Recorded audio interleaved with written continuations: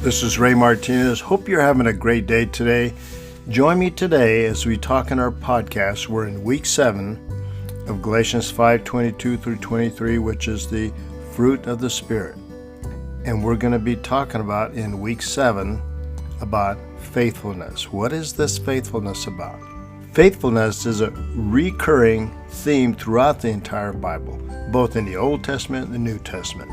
In the Old Testament, for example, the concept of faithfulness is often linked with God's covenant with His people of Israel, emphasizing the importance of loyalty and obedience.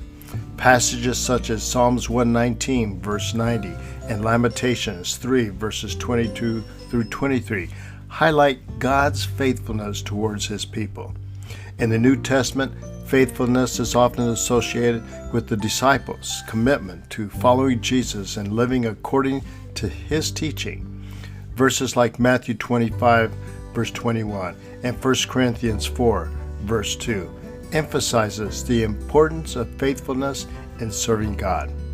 This is our key verse for today's study, Psalms 119, verse 90, and it states, "Your faithfulness continues through all generations.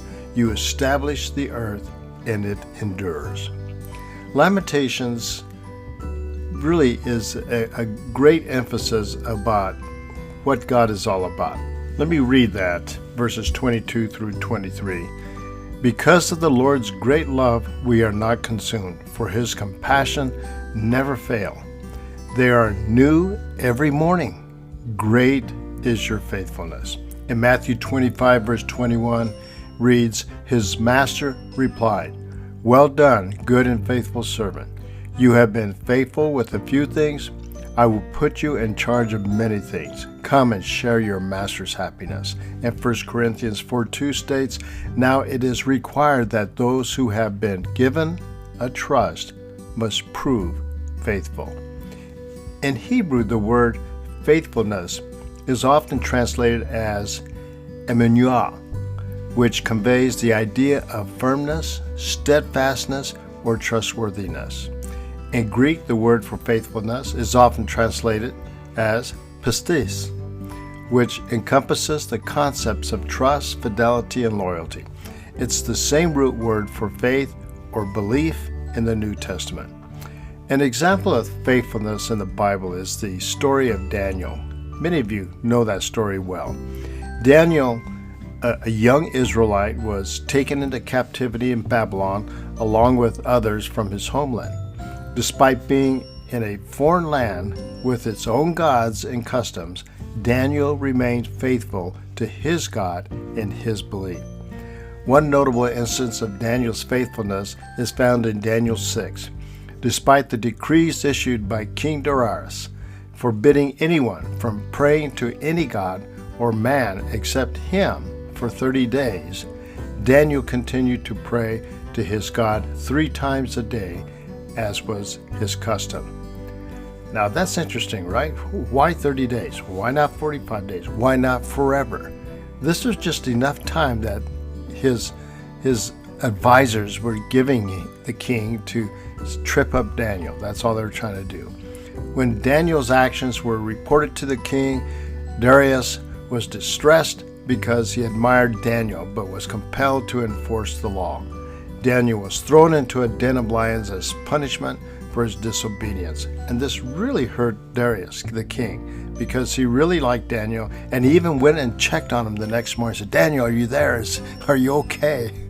However, God demonstrated His faithfulness to Daniel by miraculously closing the mouths of the lions, sparing Daniel's life. Recognizing the power of Daniel's God, King Darius issued a decree praising the God of Daniel and commanding that all people in his kingdom tremble and fear before him. Wow, did things backfire there, right?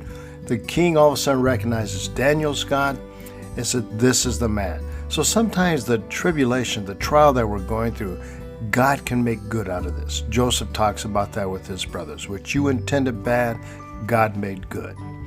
Daniel's unwavering faithfulness to God, even in the face of persecution and potential death, serves as a powerful example of trust and obedience. His story teaches us about rewards, of remaining steadfast in our faith, even in the most challenging circumstances. Another example of faithfulness in the New Testament is really Timothy, as a young disciple and companion of the Apostle Paul. Timothy's faithfulness is highlighted throughout Paul's letters, particularly in two letters addressed to him in 1 Timothy and in 2 Timothy. Part of the problem Timothy had was that he is considered a person who is a half Jewish and half Greek. So he wasn't accepted because of his culture, which is no fault of his own. Even in my culture, if you're half Caucasian or half Mexican, we call them mestizos, which it's like the half and half. You're kind of mixed, is what it's saying. Timothy was indeed of mixed ethnicity. His mother, Eunice, was Jewish, while his father was a Greek. You can see that in Acts 16, verse 1. This mixed heritage likely provided Timothy with a unique perspective and background, which could have influenced his ministry and interactions with the diverse culture of landscape of the early Christian church. Timothy demonstrated faithfulness in his commitment to serve alongside Paul in spreading the gospel despite facing challenges and opposition. Paul entrusted Timothy with important responsibilities such as overseeing the church in Ephesus, teaching sound doctrine, and providing pastoral care to the believers. But Timothy was considered young, so the older people didn't really look up to him, so he had a tough time initially. In 2 Timothy 1:5, Paul commends Timothy's sincere faith, which he inherited from his grandmother Lois and his mother Eunice. This passage highlights Timothy's upbringing and faith and his continued dedication to follow Christ. Timothy faced several challenges and opposition in his ministry, particularly as a young leader in the early Christian church. Some of these challenges include his youthfulness. Timothy's age may have been a factor in facing skepticism or lack of respect from older believers. Paul himself encouraged Timothy not to let anyone look down on him because of his youth, but to set an example in speech, conduct, and love, faith, and purity. Isn't that funny? That's really talking about the fruit of the Spirit. That's found in 1 Timothy 4:12. Then there's this issue about false teaching. Timothy encountered false teachings and heresies within the church he served. Paul instructed Timothy to guard the deposit of faith and to confront false teachers, ensuring that believers remain grounded in sound doctrine. We see that in 1 Timothy 1, verses 3 through 7, and 2 Timothy 2, verses 14 through 18. Then there's this personal weaknesses. Timothy may have struggled with personal insecurities or weaknesses. Paul urged him to exercise the gifts and the strengths given to him by God, reminding him that God had not given him the spirit of fear, but of power, love, and self-discipline. So Timothy is probably, really intimidated. And so he does have some fear. I think that's very human. But Paul is encouraging him. You see this in 2 Timothy chapter 1, verses 6 through 7. And then there's this persecution and opposition. As a Christian leader, Timothy likely faced persecution and opposition from both Jews and Gentiles who opposed the Christian faith. Paul himself experienced significant persecution, and Timothy would have been subject to similar challenges in his ministry.